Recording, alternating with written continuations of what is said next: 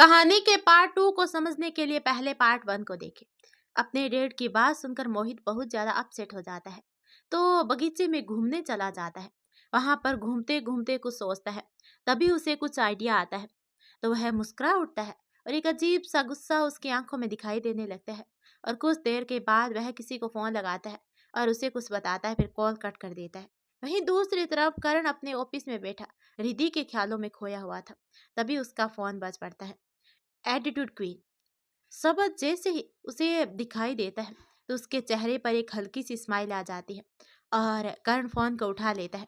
सामने से रिद्धि कहती है, क्या आप मुझे याद कर रहे थे? तो कर्ण कहता है, हाँ बहुत ज्यादा याद आ रही थी। ये सुनकर रिद्धि के होठों पर स्माइल आ जाती है, लेकिन वो कहती कुछ नहीं है।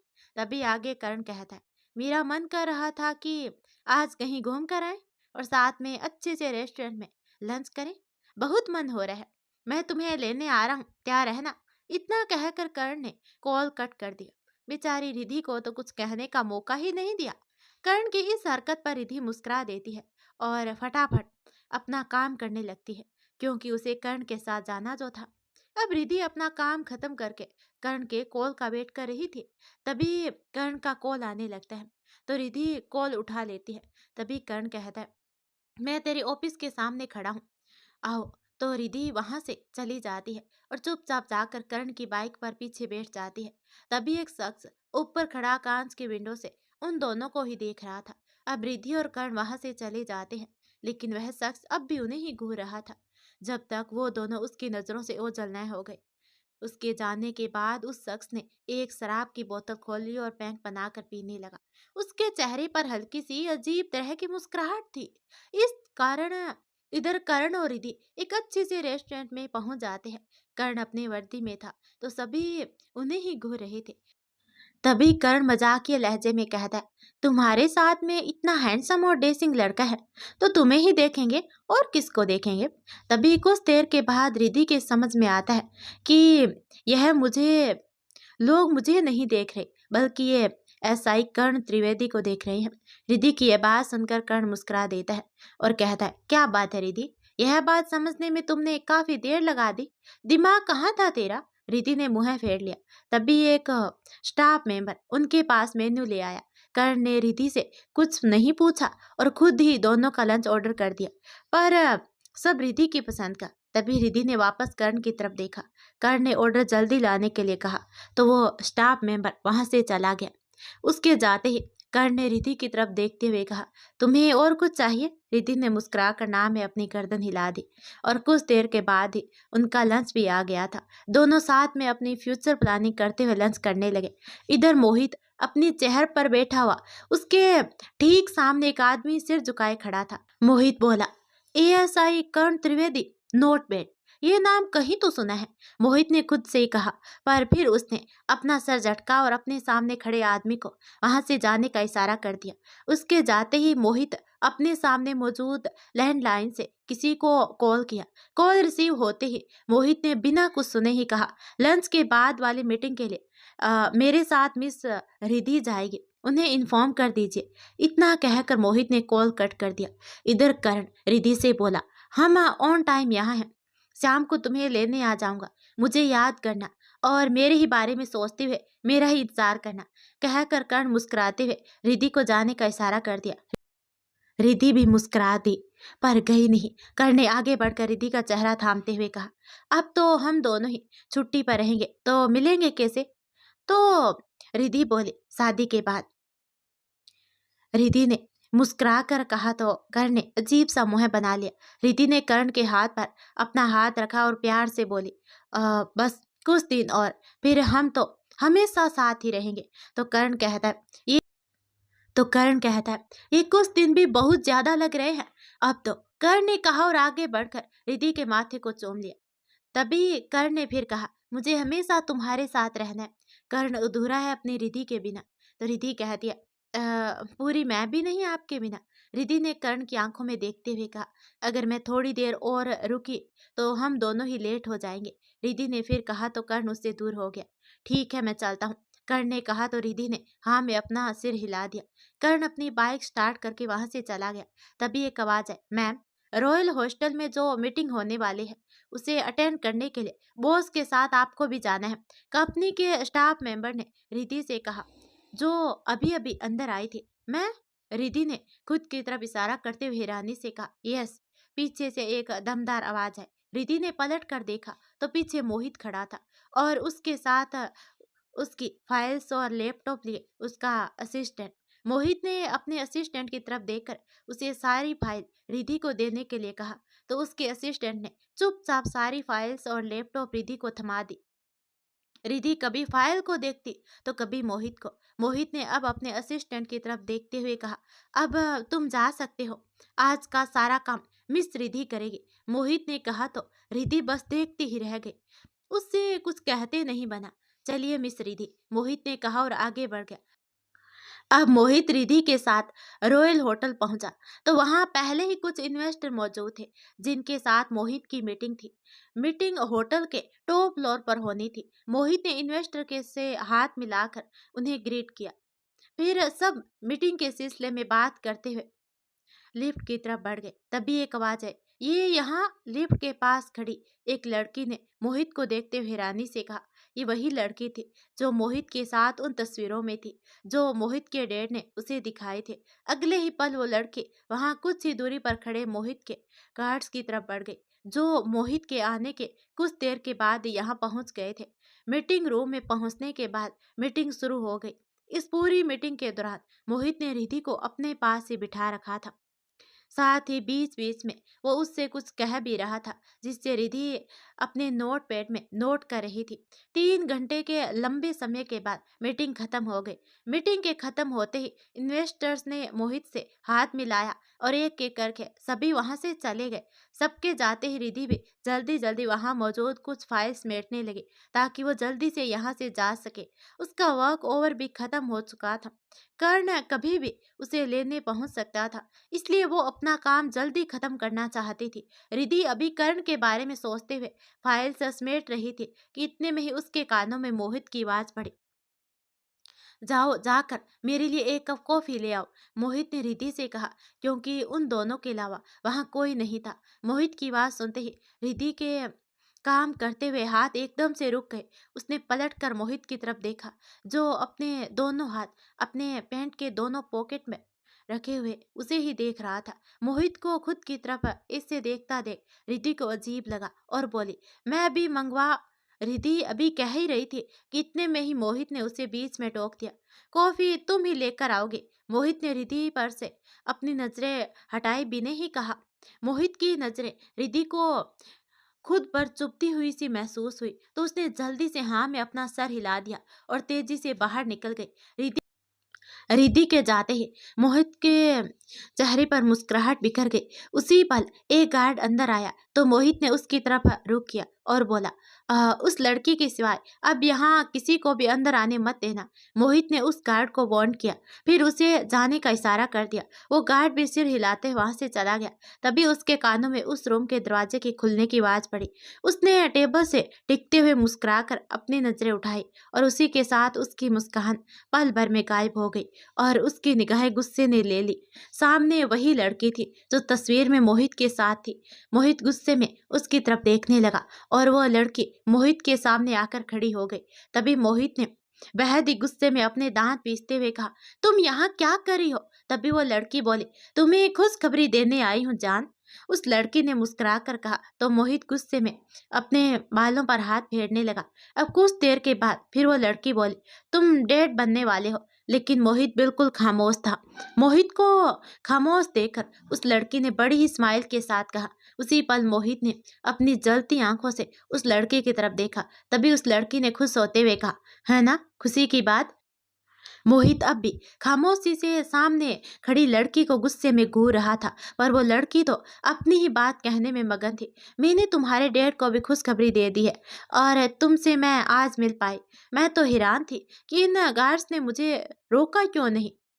कहते हुए वो लड़के मोहित की ओर करीब आ गए। वहीं दूसरी तरफ देखिए मैडम, सर ने अभी किसी को भी अंदर जाने के लिए मना किया है। मोहित के गार्ड ने रिधि को रोकते हुए कहा। तभी रिधि बोले, अरे ऐसे कैसे मना किया है? उन्होंने ही तो मुझे कॉफी लाने के लिए कहा था। अब आप मुझे रोक रहे हैं। रिधि ने चिढ़ते हुए कहा।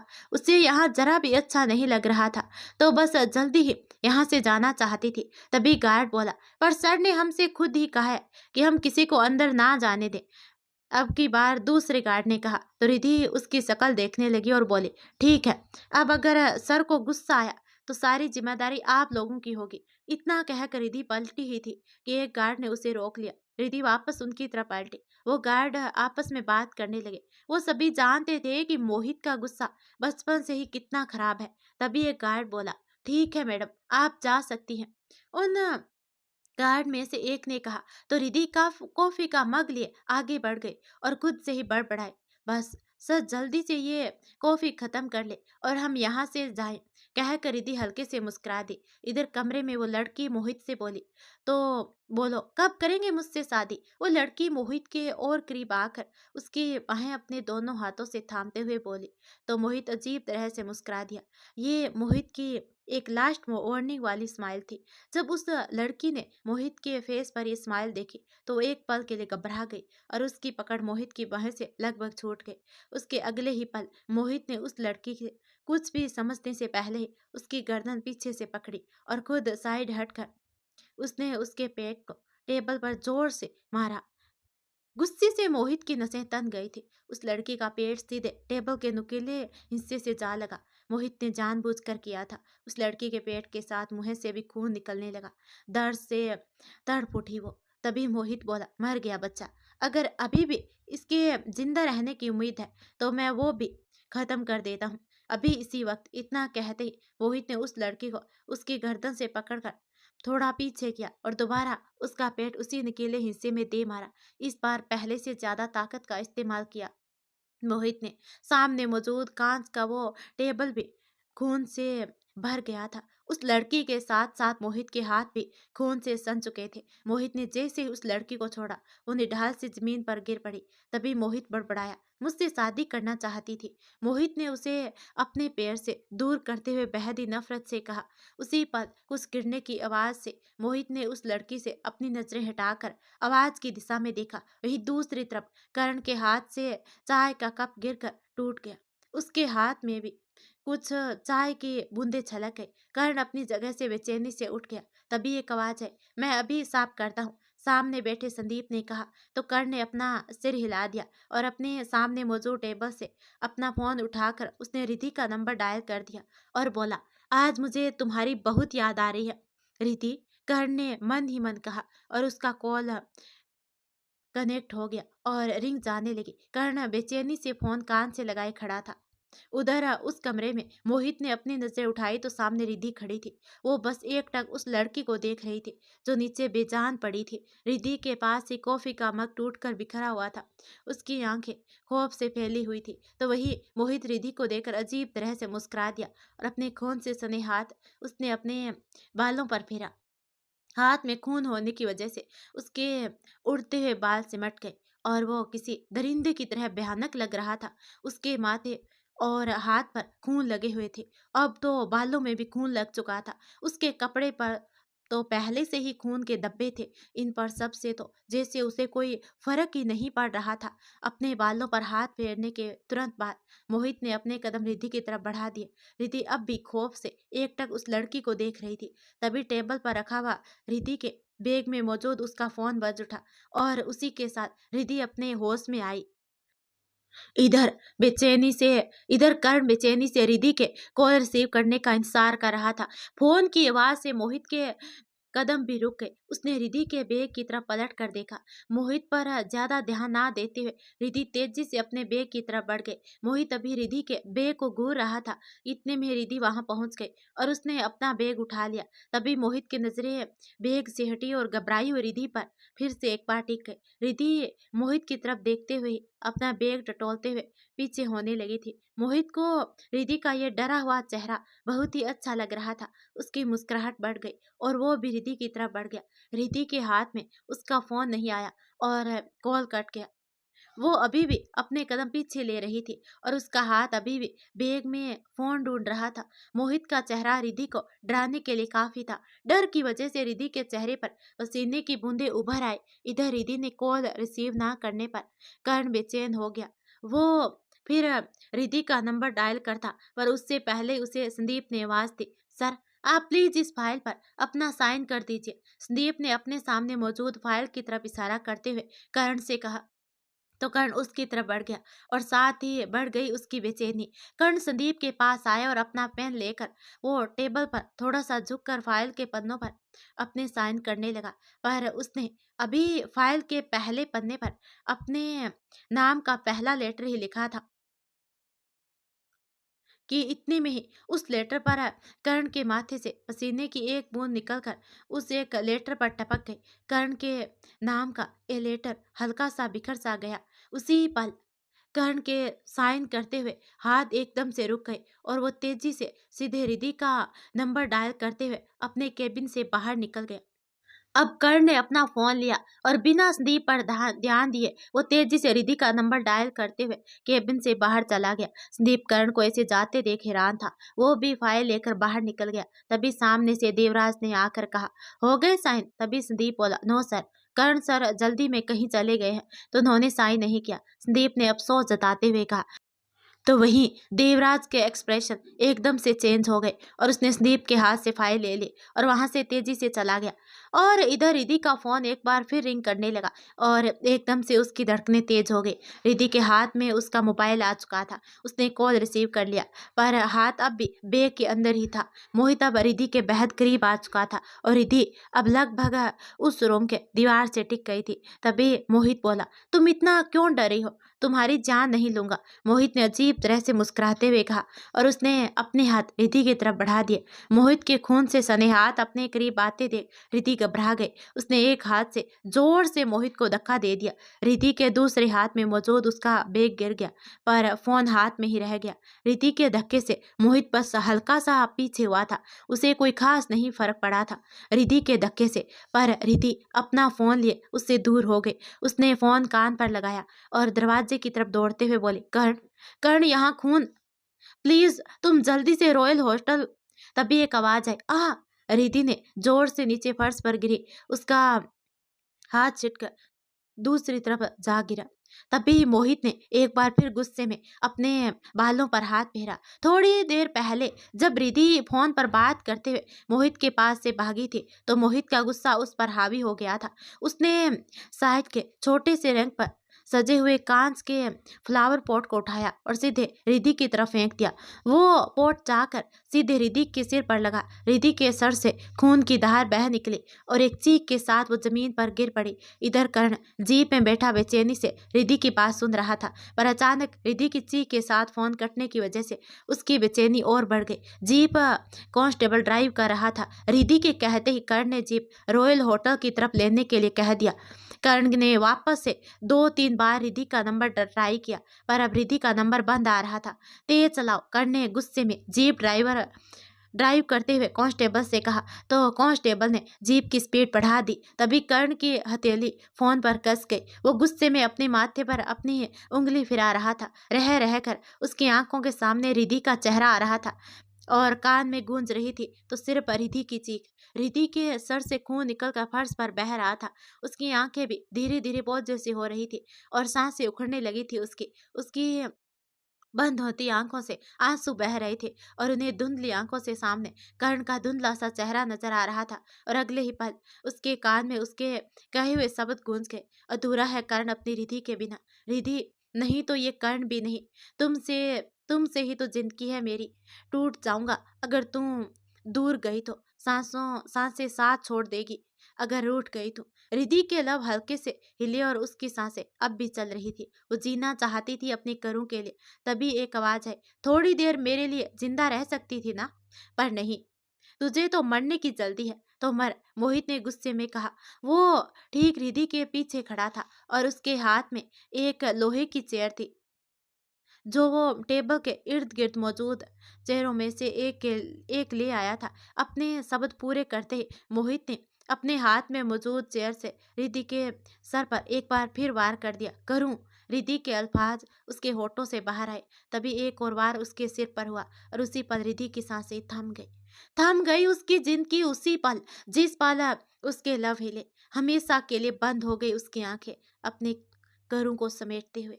इधर कर्ण की आंखों से निकलकर आंसू की एक बूंद उसके हाथ पर टपक गई। उसी पल जीप रॉयल होटल के बाहर पहुंची।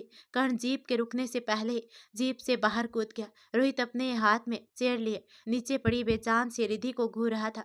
फिर अगले ही पल उसने वो चेयर वहीं फेंक दिया और बिना किसी अफसोस के साथ जाकर टेबल के पास मौजूद एक दूसरी चेयर पर बैठा और अपने पॉकेट से फोन निकालकर उसने अपने डैड का फोन नंबर डायल कर दिया। दूसरी तरफ से कॉल रिसीव होते ही मोहित ने बिना कुछ सुने अपनी बात अपने डैड से कह दी, रॉयल होटल खरीद लीजिए डैड। तभी उसके डैड बोले, अब तूने क्या किया? सामने से मिस्टर सिंघानिया की आवाज आई, पर मोहित ने उस आवाज को अनसुना करके कॉल कट कर दिया और अपने गार्ड को कॉल कर पूरा होटल खाली करने के लिए भी कह दिया। सारे गार्ड्स फौरन होटल खाली करने लग गए। महज कुछ सेकंड लगे होंगे। इधर मिस्टर सिंघानिया ने रॉयल होटल के मालिक से बात की और दोगुनी रकम में उन्होंने उस होटल के डील कर ली। उसके बाद उन्होंने मोहित को कॉल करके ये भी बता दी। मोहित अपने सामने दोनों बेजान सी पड़ी लड़कियों को देखकर मुस्कुरा दिया और बोला, ना आज से पहले मेरा कोई कुछ बिगाड़ पाया है और ना ही आज के बाद कोई मेरा कुछ बिगाड़ पाएगा। मोहित ने खुद से ही कहा और अपनी पॉकेट से सिगरेट का पैकेट और लाइटर निकाल लिया। मोहित ने एक सिगरेट मुंह में दबाया और उसे जलाते हुए और रिद्धि को घूरने लगा। रिद्धि के सर से नीचे का फर्श खून से भरा हुआ था। सिगरेट के कस लेते हुए भी उसकी नजरें रिद्धि पर ही थी। धीरे धीरे उसे फिर से रिद्धि पर गुस्सा आने लगा। वो गुस्से से उठकर रिद्धि की तरफ बढ़ गया। रिद्धि के पास आकर मोहित उसके पास फर्श पर बैठ गया और बोला, आखिर क्यों मर गई तुम इतनी जल्दी? मोहित ने जलती सिगरेट को रिद्धि के गाल से छुआ छू कर कहा। रिद्धि के गाल उसी पल जल गए, पर मोहित को कोई फर्क नहीं पड़ा। उस पर तो हैवानियत सवार थी। मोहित अब रिद्धि की गर्दन की तरफ अपनी जलती सिगरेट बढ़ा रहा था, पर तभी उसका फोन बजा। मोहित का ध्यान रिद्धि से हटा। उसने अपना फोन निकाला तो उसके डैड का कॉल था। इधर कर्ण होटल के अंदर एंटर कर ही रहा था कि इतने में ही उसे मोहित के गार्ड्स ने रोक दिया। कर्ण की आंखें हल्की नम थी, जिस वजह से सब कुछ धुंधला नजर आ रहा था उसे, पर उसकी आंखों में बेहिसाब गुस्सा भी था। उसने गुस्से में गार्ड को दूर धकेल दिया और अंदर जाने लगा। तभी मोहित के सारे गार्ड्स ने कर्ण को पकड़ लिया। कर्ण ने खुद को छुड़ाने के लिए उन्हें मारना शुरू कर दिया। जब कर्ण उनसे छूटा तो उसने अपनी गन निकाल ली, पर इससे पहले वो किसी पर फायर करता पीछे से किसी ने उस पर गोली चला दी। गोली सीधे कर्ण के सीने में लगी। कर्ण की आंखों में जमे हुए आंसू बाहर आ गए। उसके हाथ से गन छूट गई। उसने पलट कर देखा तो पीछे कांस्टेबल देवराज हाथ में गन लिए खड़ा था। देवराज को देखते ही कर्ण की पलकें हैरानी से झपकने लगी। इधर मोहित ने वापस से सिगरेट का कस लेते हुए कहा, हेलो डैड। तभी सिंघानिया बोले, तुम ठीक हो ना बेटा? सामने से मिस्टर सिंघानिया ने चिंता जताते हुए कहा। तो मोहित कहता है, मुझे क्या होगा? जिसे होना था हो चुका है। मैंने मार दिया उन दोनों को। जो मेरी बात नहीं मानेगी वो मरेगा, कहकर मोहित ने मुस्कुराते हुए कॉल एंड कर दिया। दूसरी तरफ मिस्टर सिंघानिया ने फोन स्पीकर पर कर रखा था। उनके ठीक सामने डॉक्टर कुलकर्णी बैठे हुए थे। उन्होंने मोहित की बात सुनकर अफसोस से कहा, मुझे नहीं लगता कि मोहित कभी भी नॉर्मल हो सकता है। ये कहकर उन्होंने अपना चश्मा पहना और वहां से जाने लगे। तभी सिंघानिया बोले, कोई तो रास्ता होगा डॉक्टर। मिस्टर सिंघानिया ने उम्मीद से डॉक्टर की तरफ देखा तो डॉक्टर के कदम रुक गए। उन्होंने पलटकर मिस्टर सिंघानिया की तरफ देखते हुए कहा, उसके इस हालत के जिम्मेदार आप हैं और उसके ठीक होने का कोई रास्ता नहीं है। अगर कुछ करना ही है तो जान ले लीजिए उसकी। He is dangerous to other people. Doctor ने थोड़ा गुस्से में कहा और वहां से चला गया और पीछे छोड़ गया मिस्टर सिंघानिया की आंखों में बेहिसाब गुस्सा। सिंघानिया औरों के लिए खतरनाक है तो वही सिंह है, पर तूने मेरे बेटे की मौत के बारे में सोचने की हिम्मत भी कैसे की डॉक्टर? मिस्टर सिंघानिया ने गुस्से गुस्से से कहा और फोन निकाल कर उसने किसी को कॉल किया। अभी वो डॉक्टर बाहर निकलने ही वाला था। मुझे उसकी मौत चाहिए, कहकर मिस्टर सिंघानिया ने कॉल एंड कर दिया। मुझे पसंद नहीं मेरे बेटे से कोई ऊंची आवाज में बात भी करे सिवाय मेरे, कहकर मिस्टर सिंघानिया रूम से बाहर चले गए। इधर डॉक्टर कुलकर्णी हाउस से बाहर निकल गए। उनकी गाड़ी बाहर ही खड़ी थी। वो अपनी गाड़ी के पास आए और उन्होंने गाड़ी का दरवाज़ा खोलने के लिए चाबी लगाई ही थी कि इतने में ही एक बाइक तेजी से उनके पीछे से निकल गई। उसके तुरंत बाद ही डॉक्टर कुलकर्णी नीचे गिर पड़े। उनके इर्द गिर्द खून की धार बह निकली। सर ने झटके से अपनी आंखें खोली तो पाया वो हॉस्पिटल में है। उसका एक हाथ लगभग काम करना बंद ही कर चुका है। उसने अपने दूसरे हाथ से अपने ऊपर मौजूद चादर हटाई तो एकदम से किसी ने उसका हाथ पकड़ लिया। कर्ण के लब मुस्कुरा उठे। उसने अपना सिर उठाकर देखा तो वह रुदर था। कर्ण की मुस्कुराहट गायब हो गई। रिधि रिधि कहाँ है? कर्ण ने बेचैनी से पूछा तो रुदर बोला, तुझे अभी रेस्ट करने की जरूरत है, हम बाद में बात करते हैं। रुदर ने कर्ण को टालते हुए कहा, रिधि कहाँ है? इस बार कर्ण के शब्दों में बेचैनी नहीं बल्कि गुस्सा था। रुद्र खामोशी से एकटक कर्ण को देखने लगा। कर्ण का दिल जोरों से धड़क रहा था। रुद्र की आंखें नम हो गई तो उसने अपना चेहरा फेर लिया। कर्ण का गुस्सा पल में गायब हो गया। वो बेचैनी से बेड से उठा और बाहर जाने लगा। तभी एक आवाज आई, रिधि अब नहीं रही। कर्ण के कानों में रुद्र के ये कहे शब्द पड़े तो उसके कदम रुक गए और वो अपनी जगह पर जैसे जम सा गया था।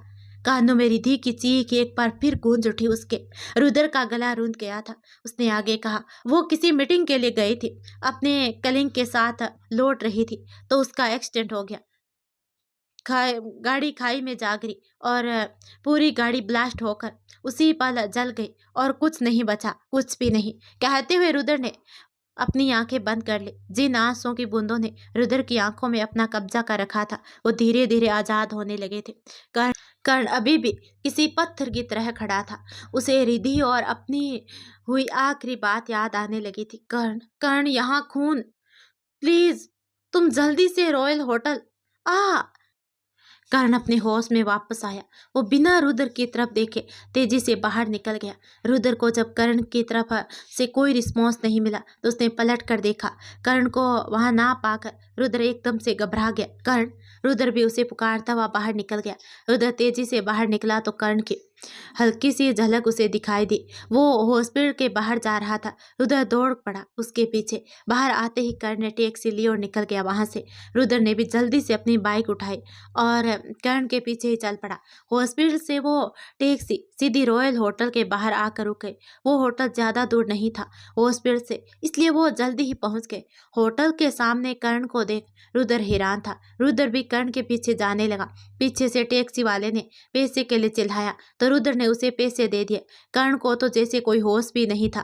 पिछले कुछ दिनों से कर्ण हॉस्पिटल वाले कमरे में था। उसके सीने से निकलता हल्का खून उसके कपड़ों में लग चुका था। बस 2 दिन में ही वो पहले से इतना अलग दिख रहा था कि कोई भी उसे पहचान ना पाता। कर्ण जैसे ही होटल के अंदर जाने लगा उसे गार्ड ने रोक लिया, पर कर्ण रुका नहीं। उसने उन गार्ड्स को अपने एक हाथ से पीटना शुरू कर दिया, पर अगले ही पल गार्ड्स उस पर हावी हो गए क्योंकि कर्ण का एक हाथ वैसे भी काम नहीं कर रहा था। वो मुश्किल से कुछ सेकंड भी नहीं टिक पाया। रुद्र ने जब गार्ड्स को कर्ण को मारते देखा वो तेजी से आया और सारे गार्ड्स को उनसे दूर करने लगा और बोला, ये एक पेशेंट है, आप लोग इसे कैसे मार सकते हैं? रुद्र की आंखें भर आई थी। उसने पहले ही वो अपनी बहन की आखिरी बार देख नहीं पाया और अपने दोस्त की ऐसी हालत वो नहीं देख पा रहा था। तभी कर्ण बोला, रिधि का एक्सीडेंट नहीं हुआ? कर्ण ने दबी सी आवाज में कहा। उसका सिर भारी होने लगा। रुद्र ने उसे संभाल लिया था। उसने एक गार्ड की मदद से कर्ण को टैक्सी में बिठाया और टैक्सी वापस हॉस्पिटल की तरफ ले गया। अब रुद्र कर्ण की बातों को सोचने लगा कि आखिर कर्ण ने ऐसा क्यों कहा कि रिधि का एक्सीडेंट नहीं हुआ था। अब रुद्र गौर से कर्ण की शक्ल देख रहा था। कर्ण बेसुध सा रुद्र की गोद में था और उसके सीने से निकलते खून को रुद्र ने अपने हाथ से रोक रखा था, जो लगभग नामुमकिन था। कर्ण के सीने से अब भी खून बह रहा था। कुछ देर के बाद रुद्र हॉस्पिटल पहुंच गया और कर्ण को फिर से इमरजेंसी वार्ड में ले जाया गया क्योंकि उसके टांके खुल चुके थे और इधर से उधर घूम रहा था। अब उसके पापा हॉस्पिटल पहुंचे और बोले, रुद्र, कर्ण बेटा कैसा है? उसे होश आया? रुद्र के पापा ने परेशानी से पूछा। रुद्र ने अपने पापा का हाथ थामा और उन्हें पास ही एक बेंच पर बिठा दिया और फिर उसने उन्हें सारी बात बता दी। जयवीर जी रुद्र की बात सुनकर और परेशान हो गए। देखते देखते शाम हो गई। कर्ण को होश तक नहीं आया, इसलिए रुद्र अपने पापा के साथ बाहर ही बैठा था। तभी एक नर्स उनके पास आते हुए बोली, सर, पेशेंट को होश आ गया है। नर्स की बात सुनते ही जयवीर जी और रुद्र के चेहरे पर चमक सी आ गई। वो दोनों ही कर्ण के वार्ड की तरफ बढ़ गए। कर्ण वार्ड के अंदर कदम रखते ही रुद्र ने कहा तो कर्ण ने बेचैनी से कहा, मेरी रिधि का एक्सीडेंट नहीं हुआ था रुद्र, मुझे मेरा फोन चाहिए। कर्ण ने बेड से उठते हुए कहा तो रुद्र तेजी से उसके पास आया और बोला, तू मत मत उठ वरना ज्यादा तकलीफ होगी। रुद्र ने कर्ण को रोकते हुए कहा। तभी कर्ण बोला, तकलीफ अभी कोई कम नहीं हुई है। कर्ण ने रुद्र का हाथ खुद से दूर करते हुए कहा। तभी रुद्र बोला, तू समझ नहीं रहा कर्ण। रुद्र ने उसे फिर से लेटा दिया और कर्ण से पूछा, तू कैसे कह सकता है कि रिधि का एक्सीडेंट नहीं हुआ? तो कर्ण ने कहा, पहले मुझे मेरा फोन ला कर दे। कर्ण ने कहा तो रुद्र ने वहीं पास ही मौजूद ड्रॉवर खोला और उसमें से कर्ण का फोन निकालकर उसकी तरफ बढ़ा दिया। कर्ण ने जल्दी से अपना फोन लिया और कॉल हिस्ट्री में जाकर उसने रिधि के लास्ट कॉल एंट्री निकाला और उसमें आखिरी कॉलिंग की रिकॉर्डिंग उसने प्ले कर दी। तो एक आवाज आई, तुम इतना क्यों डरी हो? तुम्हारी जान नहीं लूंगा। एक अनजान आवाज वहां गूंजी। तभी जयवीर जी बोले, ये तो मोहित सर की आवाज है। जयवीर जी ने कहा तो रुद्र और कर्ण उनकी तरफ देखने लगे, पर तभी फोन के दूसरी तरफ से और भी आवाजें आने लगी और उन तीनों का ध्यान फोन पर गया। बीच में कर्ण के हेलो कहने की भी आवाज थी, पर सामने से कोई रिस्पॉन्स नहीं था। कुछ ही पल के बाद उन सबके कानों में फिर से आवाज पड़ी, जो रिधि की थी, घबराई हुई सी आवाज, कर्ण, कर्ण, यहाँ खून, प्लीज तुम जल्दी से रॉयल होटल आ। उसके साथ ही रिकॉर्डिंग बंद हो गई। तभी कर्ण बोला, जो भी हुआ है इस होटल में ही हुआ है। मैं गया था वहां पर उससे पहले देवराज कर्ण के शब्द उसके गले में ही अटके। गार्ड का उसे रोकना और देवराज का उस पर गोली चलाना सब कर्ण की आंखों के आगे घूम गया। तभी रुद्र बोला, हाँ, तुझे देवराज ही हॉस्पिटल लेकर आया था। रुद्र ने कहा तो कर्ण ने उसकी तरफ हैरानी से देखा। तभी रुद्र बोला, तुझे गोली लगी थी। पहले मुझे रिधि के ऑफिस से कॉल आया था। अभी हम संभले भी नहीं थे कि देवराज का भी फोन आ गया कि किसी मुजरिम को पकड़ने के चक्कर में तुझे गोली लग गई। हम फौरन हॉस्पिटल आ गए और तुम्हें देखने लगे। रिधि की तो बॉडी ही नहीं मिली। हम एक्सीडेंट वाली जगह भी गए थे, पर वहां गाड़ी के टुकड़े के साथ कुछ नहीं बचा। कहते कहते एक बार फिर रुद्र की आंखें भर आई तो कर्ण की मुठ्ठियां भींच गई और बोला, मुझ पर गोली देवराज ने चलाई थी। कर्ण ने इतना ही कहा था कि देवराज वार्ड के अंदर आ गया और बोला, ये आप क्या कह रहे हैं सर? मैंने आपको कहा था कि अकेले उस राका को पकड़ने मत जाइए, पर आपने मेरी बात सुनी ही नहीं, इसलिए मैं आपके पीछे आया। पर उससे पहले ही उसने आप पर गोली चला दी और भाग गया वहां से। मैं तुरंत आपको हॉस्पिटल लेकर आया और राका बच गया। देवराज ने लगभग रोते हुए कहा। तभी कर्ण बोला, अपनी बकवास बंद करो। राका तो लॉकअप में है। मैंने उसे उस रात को ही पकड़ लिया था जब वो अपने पुराने अड्डे पर आया था। कर्ण ने देवराज का कॉलर पकड़ते हुए कहा। तभी देवराज ने झटके से खुद को छुड़ाया और कर्ण से दूर होकर बोला, ये आप क्या कह रहे हैं सर? राका तो उस दिन आपके हाथ लगा ही नहीं था। देवराज ने कहा तो कर्ण ने उसका हाथ बेड पर पटका। आंखें गुस्से से लाल हो चुकी थी और वो देवराज को घूर रहा था और बोला, ये सब करके तुम्हें क्या मिलने वाला है देवराज? कर्ण ने अपने दांत पीस कर बेहद गुस्से में कहा। कर्ण को ऐसे देख एक पल के लिए रुद्र भी घबरा गया। तो वहीं देवराज की भी हालत खराब हो रही थी, पर फिर भी उसने हिम्मत करके कहा, देखिए सर, आप मुझे डरा नहीं सकते। मैंने कुछ गलत नहीं किया। लगता है गोली का असर आपके दिमाग में हुआ है। तभी कर्ण बोला, तुम मुझे कहाँ कहाँ से लेकर आए थे हॉस्पिटल? अचानक कर्ण ने दोबारा देवराज की आंखों में देखते हुए सवाल किया, मानो उसकी आंखों में सच्चाई ढूंढने की कोशिश कर रहा हो। तभी देवराज बोला, वो मैं देवराज को कुछ कहते नहीं बना। ये देखकर कर्ण के लब मुस्कुरा उठे और बोले, ये सोचकर नहीं रखा था क्या? कर्ण ने कहा तो देवराज एकदम से बोला, वो मैं आपको राका के अड्डे से लाया था। देवराज ने जल्दी से कहा। तभी कर्ण बोला, वहां मैंने सीक्रेट कैमरे लगवाए थे। रुधर रुधर मेरा फोन देना। कर्ण ने कहा तो देवराज झट से बोला, वो राका के अड्डे से थोड़ी दूर जो खंडहर है ना, मैंने आपको और राका को वहीं देखा था। देवराज ने अपने होठों पर जी फिराते हुए फिर से कहा और फिर बोला, मैं चलता हूँ, ड्यूटी का टाइम हो गया है। इतना कहकर देवराज वहां से चला गया। उसके जाते ही कर्ण ने अपना फोन निकाला और किसी को कॉल करके उसने देवराज पर नजर रखने के लिए कहा। तभी रुद्र कर्ण के पास आकर बैठ गया और बोला, ये सब क्या है कर्ण? रुद्र ने परेशान होकर कहा। तभी कर्ण बोला, वही तो जानना है, वरना चैन से मौत। कर्ण अभी कह ही रहा था कि रुद्र ने उसे टोक दिया। कर्ण चुप हो गया, पर उसने रुद्र की तरफ नहीं देखा। तो रुद्र बोला, पहले अपनी बहन को खो चुका हूँ, अब अपने भाई जैसे दोस्त को नहीं खो सकता। रुद्र ने कर्ण के हाथ पर अपनी पकड़ कसते हुए कहा। जयवीर जी उन दोनों के पास आए और उन्होंने उन दोनों के सर पर हाथ फेरते हुए कहा, पता नहीं और क्या क्या देखना बाकी है अब इन आंखों को। कर्ण और रुद्र ने जयवीर जी के दोनों हाथ थाम लिए और एक साथ कहा, अब आप बस हमें ही देखें। तीनों की आंखें नम हो गई। 2 दिन के बाद कर्ण पुलिस स्टेशन पहुंच गया और बोला, मुझे सिंघानिया की फाइल आकर दो अभी। कर्ण ने संदीप से कहा। तभी संदीप बोला, सर वो केस तो देवराज सर के हाथ में है। तभी कर्ण ने कहा, देवराज को मेरे पास भेजो। कर्ण ने कहा और अपने कैबिन में चला गया। कुछ देर के बाद देवराज कर्ण के सामने था और बोला, आपको तो अभी रेस्ट करना चाहिए था सर। देवराज ने चिंता जताते हुए कहा।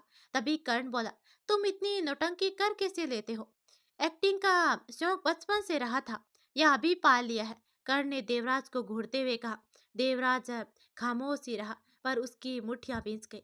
तभी कर्ण बोला, सिंघानिया वाले केस का क्या हुआ? कर्ण ने अब देवराज से अपनी नजरें हटाकर कहा। तभी देवराज बोला, सिंघानिया सर की कोई गलती नहीं थी, वो लड़की और उसकी फैमिली ने झूठी रिपोर्ट लिखवाई थी। देवराज ने बिना किसी बहाव के कहा। तभी कर्ण ने दूसरी फाइलों पर नजर डालते हुए कहा, मुझे वो फाइल लाकर दो। तभी देवराज कहता है, वो केस उसी दिन बंद हो गया था सर, और वो फाइल पता नहीं मैंने कहाँ रख दी। देवराज ने कहा। तो कर्ण ने अब उसे घूरते हुए कहा, मुझे वो फाइल मेरे टेबल पर चाहिए, वो भी 24 घंटे में। और रिधि के मर्डर केस की रिपोर्ट आई थी परसों, उसके भी फाइल मुझे चाहिए। तभी देवराज बोला, मिस रिधि का एक्सीडेंट हुआ था, वो केस भी क्लोज्ड है सर। अब अब की बार, देवराज ने हल्के गुस्से में कहा। तो कर्ण अपनी जगह से उठा और खींच कर एक जोरदार थप्पड़ देवराज के गाल पर दे मारा। अपने सीनियर से कैसे बात करते हैं, तुम्हें पता नहीं है क्या? कर्ण ने अपनी कहर भरी नजरें देवराज पर डालते हुए कहा। तभी देवराज बोला, आप बहुत बड़ी गलती करे हैं। इतना कहकर देवराज गुस्से में वहां से चला गया। कर्ण वापस अपनी जगह पर आ बैठा। उसने अपना फोन ऑन किया। स्क्रीन पर रिधि की मुस्कुराती हुई पिक्चर थी, जिसे देखते ही कर्ण की आंखें नम हो गई। तभी कर्ण ने रिधि की तस्वीर पर हाथ फेरते हुए कहा, तुम्हारे बिना जीना एक सजा से कम नहीं है। तभी कर्ण के कान में आवाज गूंजी, और तुम्हें मेरी जिंदगी छीनने का कोई हक नहीं है। तुम जिंदगी हो मेरी, यू आर माई लाइफ करूं, आई लव यू। अगले ही पल कर्ण के कानों में ये शब्द गूंजे और उसने अपनी पलकें बंद कर ली। आंखों में आंसू आजाद हो गए थे। तभी कर्ण का फोन रिंग होने लगा, तो उसने अपनी आंखें खोल ली। स्क्रीन पर रुद्र का नाम देखते ही कर्ण ने कॉल रिसीव कर लिया। इससे पहले कर्ण कुछ कहता, सामने से रुद्र ने गुस्से में कहा, तुझे किसने कहा था पुलिस स्टेशन जाने के लिए? तभी कर्ण बोला, और तुमसे किसने कहा था मुझसे छिपाने के लिए कि रिधि का केस इन्होंने क्लोज कर दिया है? कर्ण ने नाराज होते हुए कहा और कॉल कट कर दिया। फिर उसने संदीप को अपने कैबिन में बुलाया। थोड़ी देर के बाद संदीप कर्ण के सामने था। तभी कर्ण बोला, मुझे रिधि मर्डर केस की फाइल आकर दो। कर्ण ने कहा तो संदीप सिर हिलाते हुए चला गया। थोड़ी देर के बाद संदीप वापस आया और उसने सिर झुकाकर कहा, सर वो फाइल देवराज सर के पास है, और उन्होंने फाइल कहाँ रखी है उन्हें याद नहीं है। उन्होंने कहा है कि वो एक एक्सीडेंट केस और कोई मर्डर नहीं है। तभी संदीप की बात सुनते ही कर्ण की पकड़ हाथ में मौजूद पेन पर कस गई और कुछ ही पल के बाद वो पेन 2 टुकड़ों में टूटकर बिखर गया। कर्ण अपनी जगह से उठा और केबिन से बाहर निकल गया। देवराज अपनी टेबल पर बैठा अपना काम कर रहा था जब कर्ण ने आकर उसके सामने अपना हाथ पटका। तभी कौन है कहते हुए देवराज ने गुस्से से अपना सिर उठाया, पर उसके ठीक सामने कर्ण का उससे भी ज्यादा गुस्से से भरा चेहरा था। तभी कर्ण ने कड़े लहजे में कहा, मुझे रिधि की फाइल दो अभी। ये सुनकर देवराज ने अपना थूक निकल लिया। उससे कुछ कहते नहीं बना। उसने जल्दी से अपने टेबल के फर्स्ट ड्रॉवर खोले और उसमें से एक फाइल निकालकर कर्ण को दे दी। तभी कर्ण की नजर उस फाइल पर पड़ी जो रिधि की फाइल के नीचे थी। ये फाइल सिंघानिया वाली थी। देवराज के कुछ समझने से पहले ही कर्ण ने वो फाइल भी ले ली। अब तो देवराज की हालत खराब हो गई थी। सर, वो देवराज ने कुछ कहने के लिए मुंह खोला ही था कि इतने में ही कर्ण ने उसे घूरते हुए कहा, अपना काम करो। कहकर कर्ण अपने कैबिन में चला गया। कर्ण के जाते ही देवराज ने अपना फोन निकाला और किसी को कॉल किया। दूसरी तरफ से कॉल रिसीव होते ही देवराज ने कहा, कर्ण सर ने ड्यूटी ज्वाइन कर ली है और वो दोनों वन केस को खोलने की तैयारी में भी है। शायद फाइल भी उनके हाथ लग गई है, उसमें सारी गलत रिपोर्ट है। देवराज ने कहा तो सामने से गुस्से से भरी आवाज आई, बेवकूफ, तुम किसी काम के नहीं हो। अगर मेरे बेटे को कुछ हुआ तो तेरे अंदर जान नहीं रहेगी। तभी देवराज एकदम से घबराते हुए बोला, मैंने कुछ नहीं किया है, जो भी किया है इस कर्ण ने किया है। अब की बार देवराज के शब्दों में नफरत थी, पर उसे फोन से बीप बीप की आवाज सुनाई देने लगी। कॉल कट हो चुका था। कर्ण ने दोनों फाइल्स देखी और गुस्से से फाइल को पटक दिया। उसने लैंडलाइन से देवराज को अपने कैबिन में बुलाया। कुछ देर के बाद फिर से देवराज कर्ण के सामने था। तभी कर्ण बोला, किस बिनाए पर तुमने ये घटिया रिपोर्ट बनाई? कहते हुए कर्ण आकर देवराज के सामने खड़ा हो गया। तभी देवराज बोला, ये सारी रिपोर्ट्स मैंने। देवराज अभी कह ही रहा था कि कर्ण ने उसे टोक दिया, एक भी झूठ नहीं। मुझे पता है कि तुम सिंघानिया के बहुत खास हो और इससे पहले कोई और भी था उसका खास, पर अफसोस इसकी कीमत उसे अपनी जान देकर चुकानी पड़ी थी। क्या पता अब तुम्हारी बारी हो किस कीमत चुकाने की। चलो अब मुझे सारी सच्चाई बताओ। कर्ण ने देवराज को डराते हुए कहा। देवराज के चेहरे से लग रहा था कि वो डर रहा है। तो कर्ण ने टेबल से टिकते हुए कहा, क्या पता आज तुम घर जाने के लिए निकलो और सिंघानिया के आदमी तुम्हें मार दे, फिर तुम भी किसी फाइल में बंद पड़े रहना। कर्ण की बात सुनते ही देवराज के माथे पर पसीने की बूंदें उभर आई और बोला, मुझे माफ कर दीजिए सर, मैंने कुछ नहीं किया, बस रिपोर्ट की झूठी बनाई है। मैंने तो आप पर गोली भी नहीं चलाई थी, मैंने बस गन आपकी तरफ पॉइंट की थी। गोली तो उस गार्ड्स ने चलाई थी, इसलिए मैं आपको हॉस्पिटल ले आया ताकि कोई केस ना बने और झूठी कहानी सुना दी। और आका को मैंने सिंघानिया के कहने पर ही छोड़ा था उसी दिन सुबह। अब जब आप पर गोली चली, मैंने कुछ नहीं किया। कहते हुए देवराज ने अपना सर झुका लिया। तभी कर्ण बोला, इतना कुछ करने के बाद भी कह रही हो कि कुछ नहीं किया तुमने, वाह बढ़िया है तुम्हारा। कर्ण ने तंज कसते हुए कहा। तभी देवराज बोला, मुझे माफ। देवराज अभी कह ही रहा था कि कर्ण ने उसे टोक दिया, आउट। तभी कर्ण ने बेहद गुस्से में कहा, सिंघानिया, मैं तुम्हें छोड़ूंगा नहीं, बहुत बड़ी गलती कर दी है तुमने। अब कर्ण और रुद्र एक वकील के पास पहुंच जाते हैं। तभी वकील कहता है, ये केस तो हमारे ही फेवर में है, आपके पास सबूत है तो मोहित सिंघानिया को सजा जरूर मिलेगी। मिस्टर त्रिपाठी ने फाइल देखते हुए कर्ण से कहा। कर्ण के साथ वहां रुद्र भी था। तभी कर्ण बोला, थैंक यू सर, आप से समय पर ये केस लेने के लिए तैयार हो गए, वरना पता नहीं कल कोर्ट में क्या होता। रुद्र ने मिस्टर त्रिपाठी से कहा, जो कि पेशे से एक वकील थे। तभी मिस्टर त्रिपाठी ने कहा, ये तो हमारा काम है, केस लड़ना। कुछ देर आपस में बात करने के बाद कर्ण और रुद्र वहां से जाने लगे। तभी वकील बोले, मिस्टर रुद्र। पीछे से मिस्टर त्रिपाठी ने उन्हें रोक दिया। रुद्र के साथ कर्ण ने भी पलटकर उनकी तरफ देखा। तो त्रिपाठी जी कहते हैं, मुझे सारे सबूत चाहिए, खास करके वो last call recording. Mister Tripathi ने कहा। तो रुद्र ने हामी भर दी। कर्ण ने अपने फोन निकाला। उसी पल मिस्टर त्रिपाठी ने कर्ण से उसका फोन मांग लिया। कर्ण ने अपना फोन मिस्टर त्रिपाठी की तरफ बढ़ा दिया। मिस्टर त्रिपाठी ने फोन ले लिया और कर्ण की तरफ देखते हुए उन्होंने कहा, ये फोन अब आप लोग कोर्ट से ही ले लेना, कल कोर्ट में रिकॉर्डिंग इसी फोन से चले तो बेहतर है। मिस्टर त्रिपाठी ने कहा तो कर्ण और रुद्र ने अपना सर हिला दिया। क्या लगता है दोस्तों कि कर्ण पर्याप्त सबूत पेश कर पाएगा और सिंघानिया को उसके किए की सजा दिला पाएगा? क्या सच में रिधि की मौत हो चुकी है या फिर कहीं उसको बंधक तो नहीं बना कर रखा गया है? यह जानेंगे कहानी के पार्ट 3 को, जो कि कल आएगा। अगर आप चाहते हैं कि कहानी का पार्ट 3 आते ही आपको पता चल जाए तो चैनल को सब्सक्राइब करके घंटी वाला बेल आइकन जरूर दबा देना। और चलो मिलते हैं अपने अगले पार्ट के साथ।